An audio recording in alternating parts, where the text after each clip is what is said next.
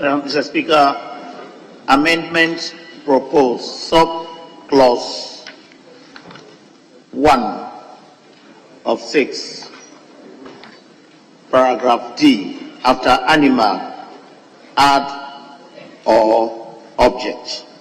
So the new rendition would be: a person commits an offense if a person marries or purports to marry an animal or object.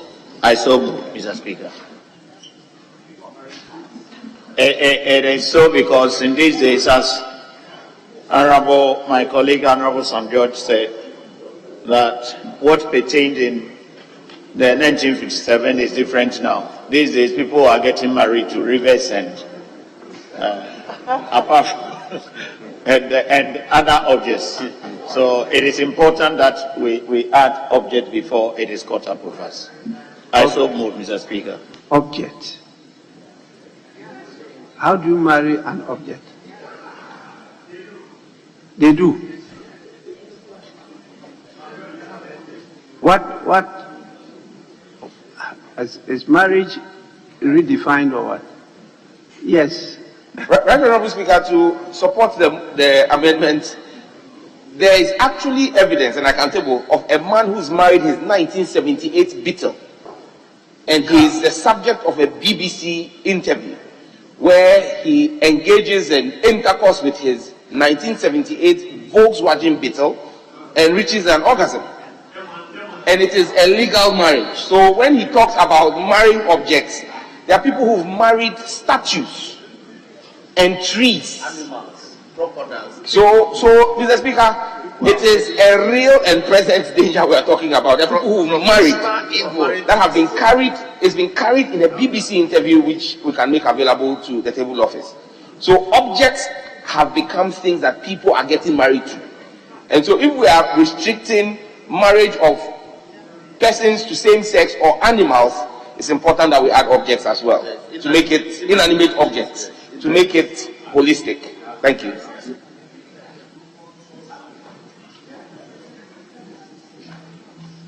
Well,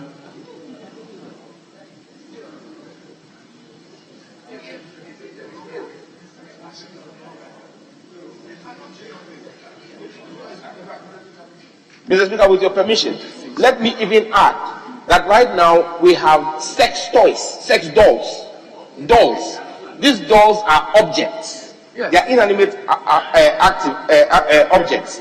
But people buy these dolls, they marry the dolls, and have sex with it. There are even robots. Yes. That people are marrying. No, I'm not up for having those kind of abnormal acts. My worry is about the word marriage. How do you to marry? You know, not to indulge in some perverse act, but marry. Speaker, indeed, I'm very happy you are posing these questions. It's about the legal regimes in those jurisdictions that recognizes. That's why they don't call it marriage technically. So they call it civil unions, and they recognize that the person who is proposing to have that union with this inanimate thing is his right under law. So it must be recognized.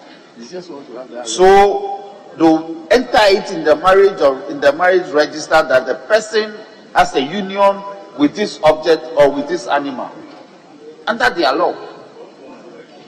So it may sound very strange to us, but it is so normal. So this is why we have to forbid it. This word normal. Yes. Are you sure it's normal? Mr. Speaker, what is abnormal to this house, to this nation, is so normal to some other group of people in some other nations. No, we are passing a law for this nation, not for any other society. That's why you are talking about Ghanaian family values. Exactly so, Mr. Speaker. That is why we cannot purport to bring what is normal elsewhere to normalize it here. So what is not normal is not normal, Mr. Speaker, within the four confines. So you agree with me that it's difficult to marry an object in this environment? Mr. Speaker, but somebody may want to do so tomorrow. The law should be able You to yourself anticipate. stated that it's done in environments where they recognize civil unions. That is so. Not the type of marriages that we recognize. I know why Yes. the Speaker is asking the question. Yes. But Right, Honourable Speaker, respectfully, if you go Chairman, to, I will come to you. Yes, if we go to 11 in the bill, we have void marriages.